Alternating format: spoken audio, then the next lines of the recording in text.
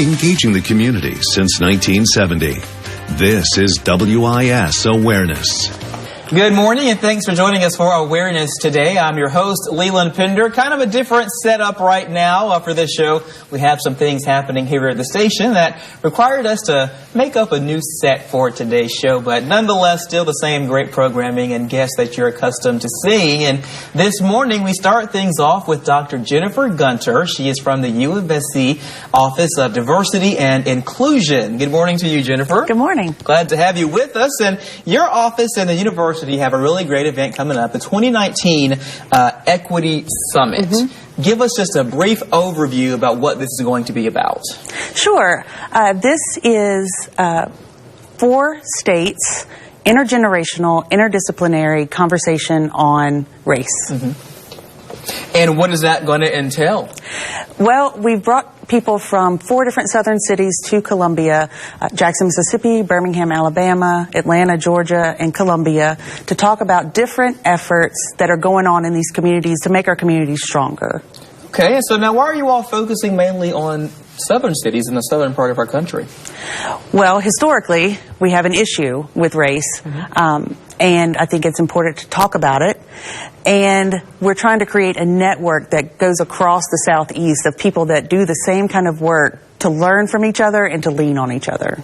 So now those cities you mentioned, Columbia, Atlanta, Jackson, Mississippi, and Birmingham, Alabama, I guess some folks might consider Columbia and Atlanta more of like a New South kind of kind of cities, and maybe even Birmingham as well, but I don't know so much about Jackson. How do they fit kind of into the mix when you were picking cities to be a part of this event?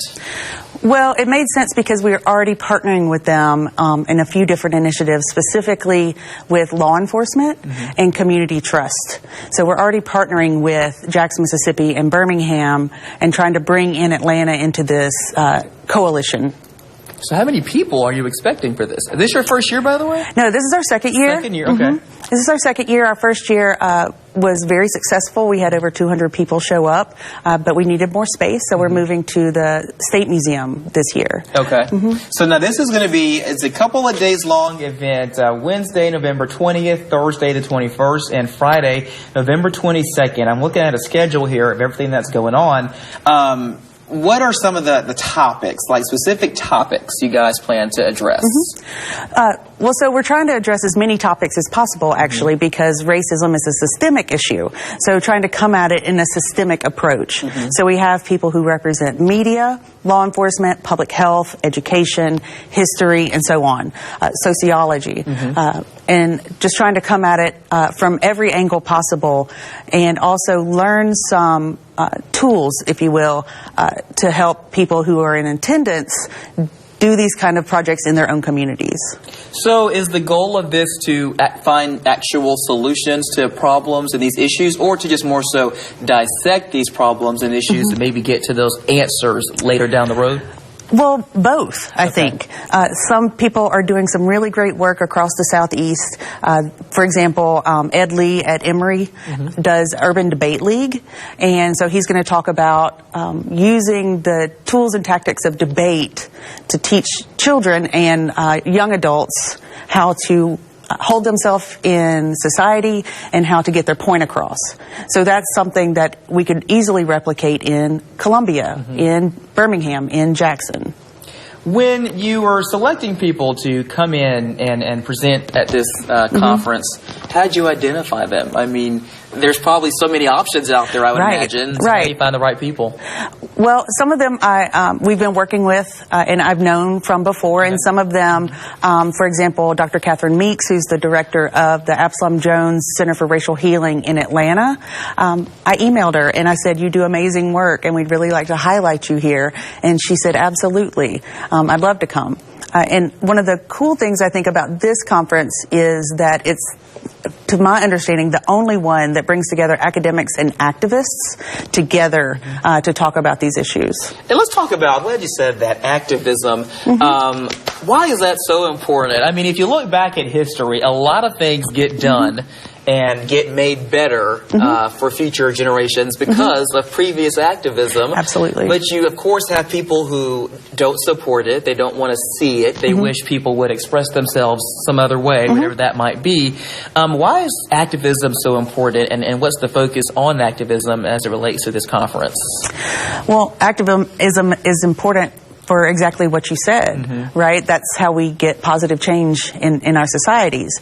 We learned from the civil rights movement that it took hundreds of thousands of people doing small bits of work on a daily basis to make change. And that's what we continue to see. My personal research focused on the women's movement in South Carolina in the 1970s. And it was individual women across the state that created positive outcomes for, our generation. And so now how do you level the activism with the academic portion of it? Because not all activists are academics, correct, but there's definitely a connection and correlation. Right, and there are certain academics that study activism, but I think that you need theory to enforce your activism. The last question for this segment, what's the difference between equity and equality? That is a great question. Yeah. And it's often seen in an image where you see kids standing on boxes, right? And they're trying to see over a fence to look at a game. And equality looks like everybody gets the same height box to stand on. Well, some people are shorter than others, some people are taller than others, and so when you get equality, it doesn't give everyone exactly how much they need to get ahead. And so equity is maybe I get a taller box to stand on than somebody who's 6 feet tall. But I like to think about equity really being, let's take down that wall and let these people join the game. Interesting. Okay. That's a good, quick explainer, because those are different things and oftentimes get confused. All right. Thanks so much, Dr. Gunter. A quick break this morning. We're going to have Anita Dantzler from the South Carolina Human Affairs Commission join us. She's a partner in all of this, and we'll discuss her work and her agency's work in pulling this conference together. We'll be right back. When my wife and I opened Max on Main, we wanted to create a place that generated great food and had great fellowship. We want everyone to love to come to our restaurant, meet new people, and generate some great conversation. That sense of community is what's missing from our mayor's office today. That's what's holding us back, and that's why I'm running for mayor of Irmo. My name is Barry Walker. Some of you might know me as Chef Fatback, but all you know me as your councilman. For the last 15 years, I've led the fight to build a better Irmo. I eliminated our town property tax and led the effort to build our community and veterans park. As mayor, I will build relationships and not tear them down. I will work with our local partners to control our utility rates, promote smart growth, and end the controversial front lawn parking ordinance. I will also repeal the ordinance that makes it illegal for us to have concealed weapons in the town of Irmo. Let's be proud of our mayor again. I'm asking for your vote on November 5th. Car wreck? Need your check?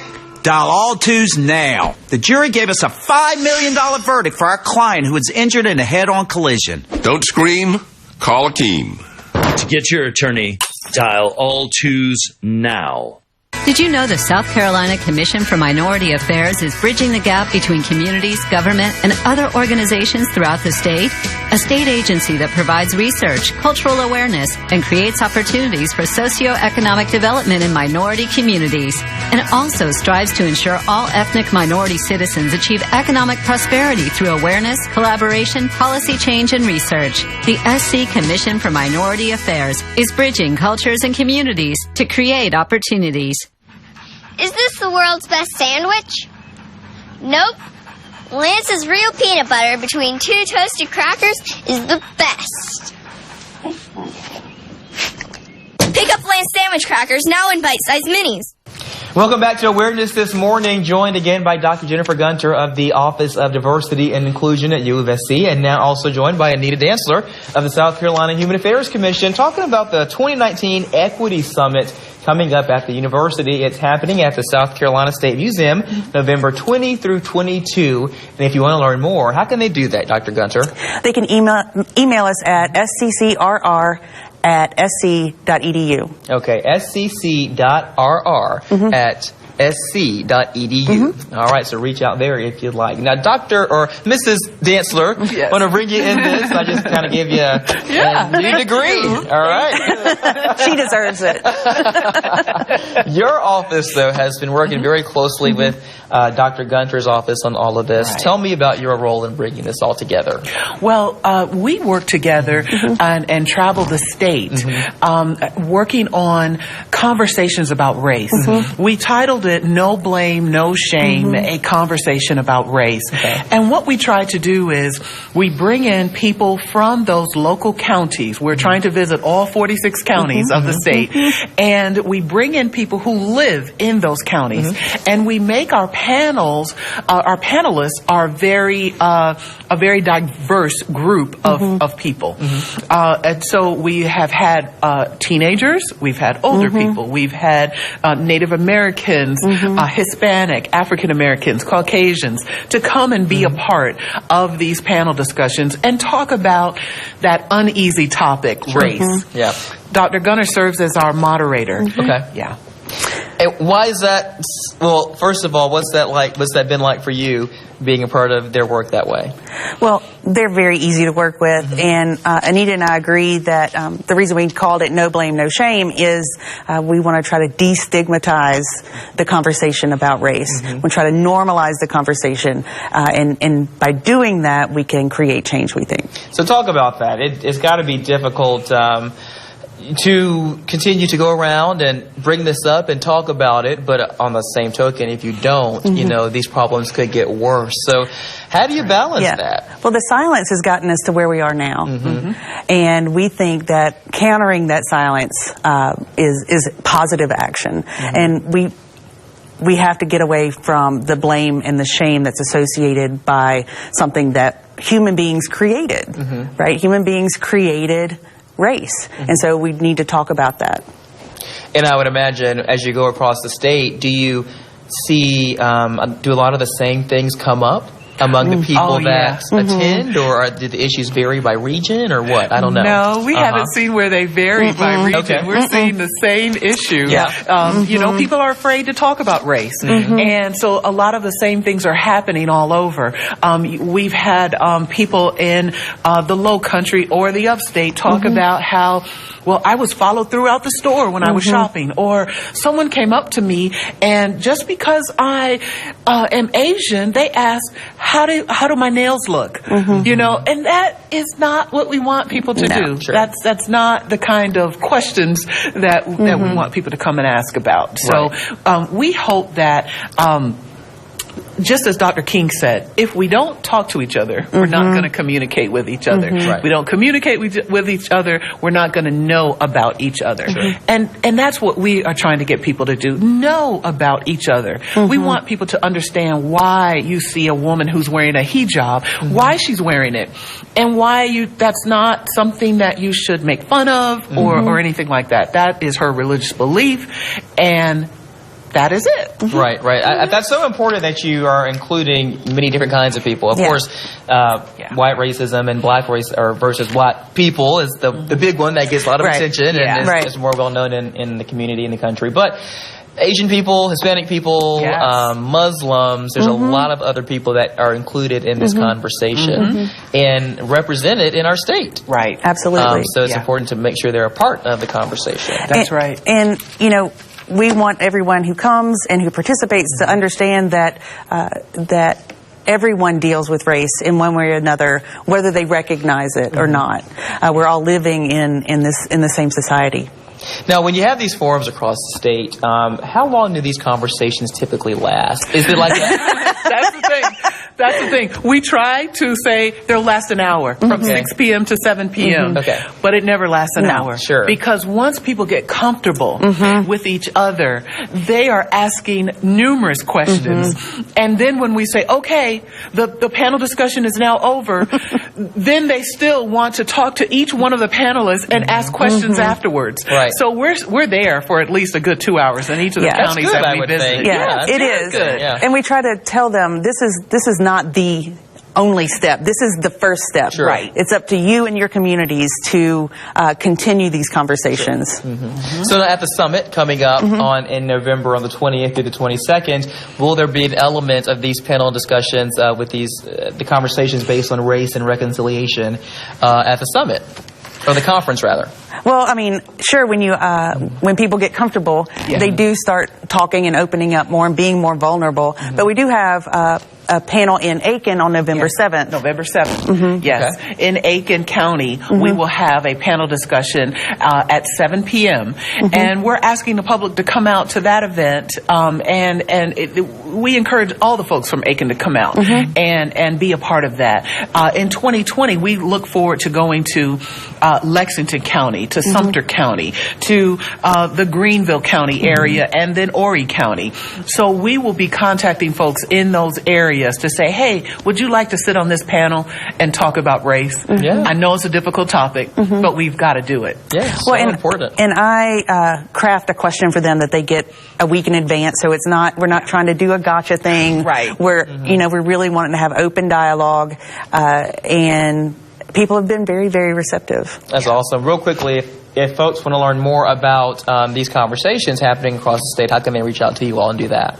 Okay, they can give us a call at the South Carolina Human Affairs Commission at 803-737-7800. Okay, perfect. Thank you, Anita and Dr. Gunter, once again. Thank you. We're going to kind of switch topics here for our last segment, talking with someone else from the Human Affairs Commission, the Housing Director, discussing disability and housing discrimination, what to look out for in the realm of that area. We'll be right back. Attention South Carolina residents enrolled in Medicare. Don't settle for the bait and switch. A $0 premium doesn't tell the whole story. Get a Medicare plan with more benefits, lower out-of-pocket costs, and better coverage, including comprehensive dental at no extra cost. For a limited time, you can enroll in a Medicare Advantage plan from Blue Cross Blue Shield of South Carolina.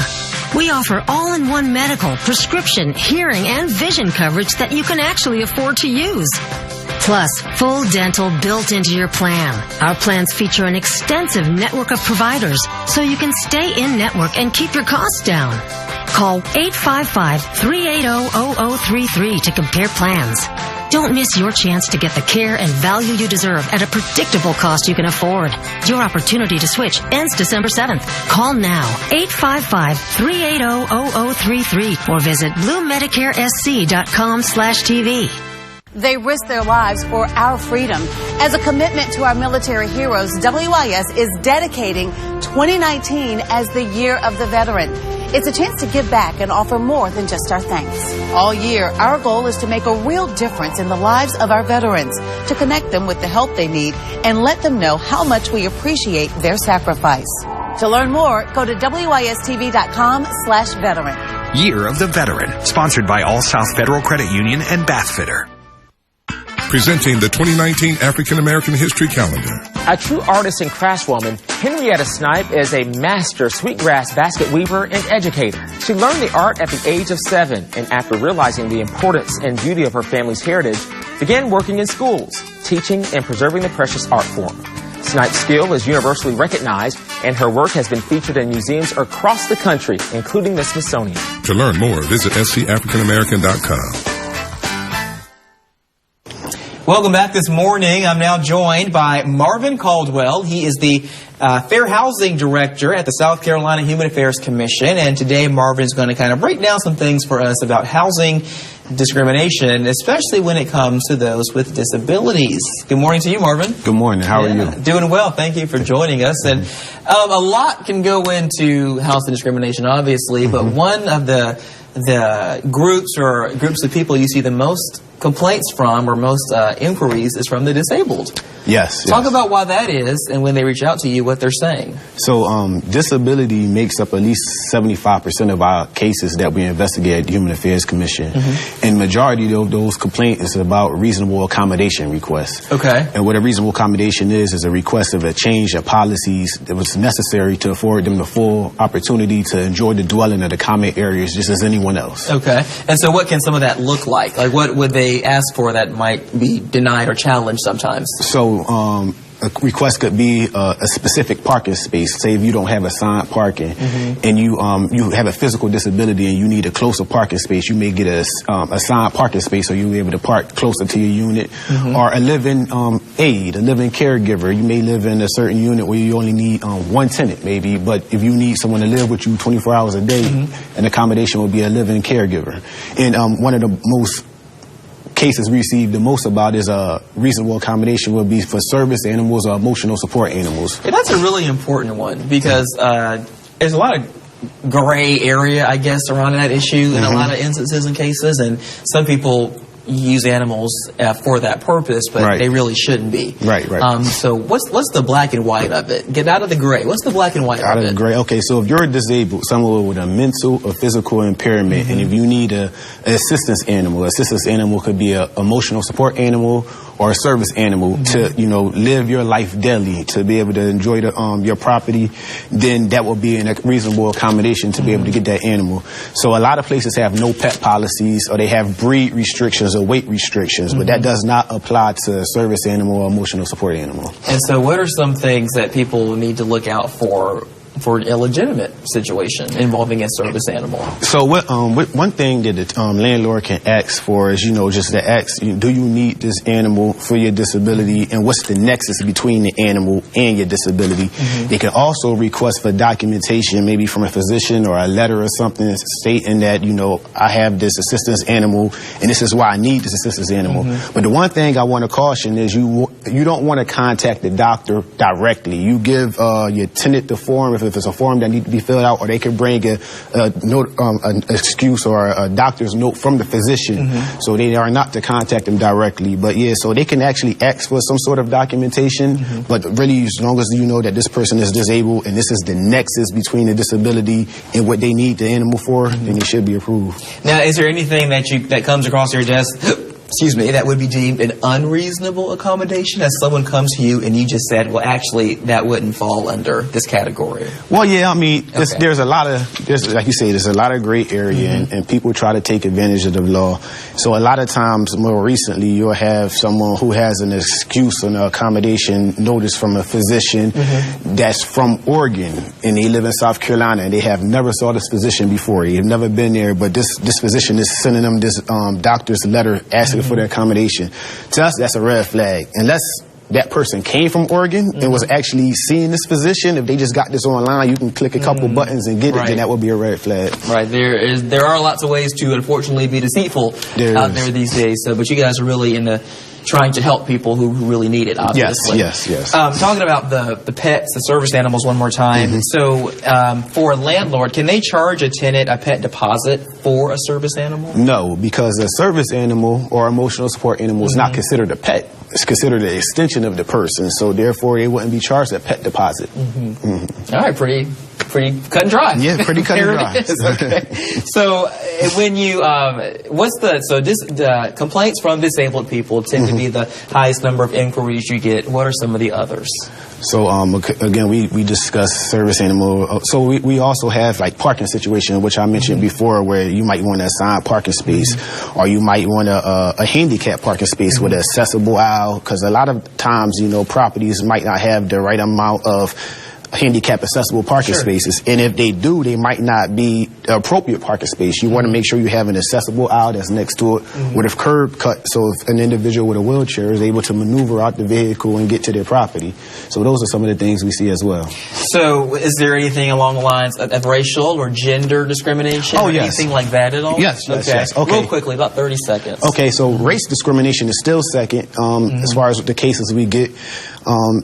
Race discrimination still occur. A lot of individuals don't like to, file for it because it's maybe embarrassing, but we still get race discrimination. And national origin discrimination is raising as well. Okay. So that could be a Hispanic individual or Asian individual who believe they've been discriminated against based on race.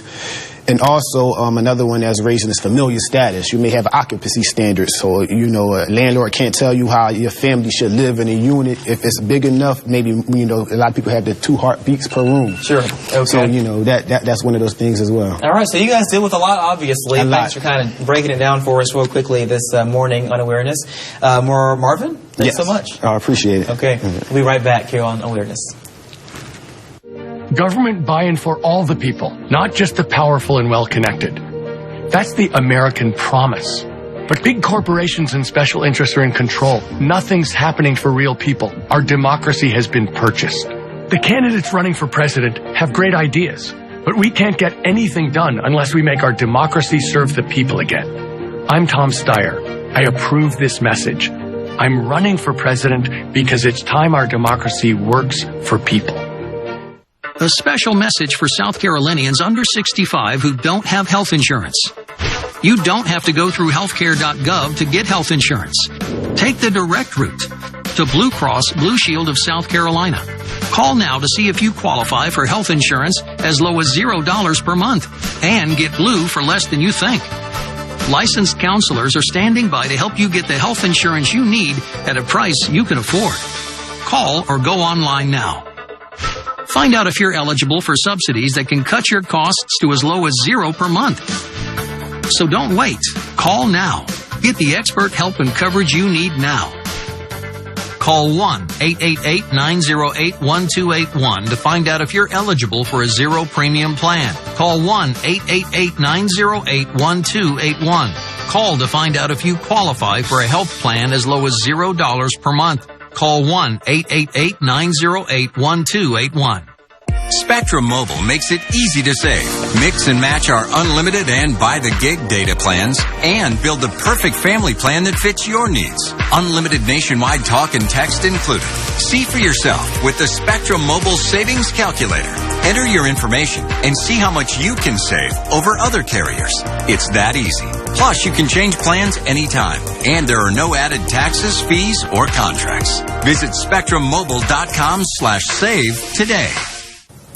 Thanks again to all my guests for joining me on Awareness Today. Dr. Jennifer Gunter of the University of South Carolina Office of Diversity and Inclusion as they anticipate their 2019 Equity Summit. Anita Dantzler from the South Carolina Human Affairs Commission as well, and Marvin Caldwell also from the Human Affairs Commission, the Fair Housing Director there. Thank you for watching this morning. We'll see you here next Sunday. Until then, have a great rest of your day. This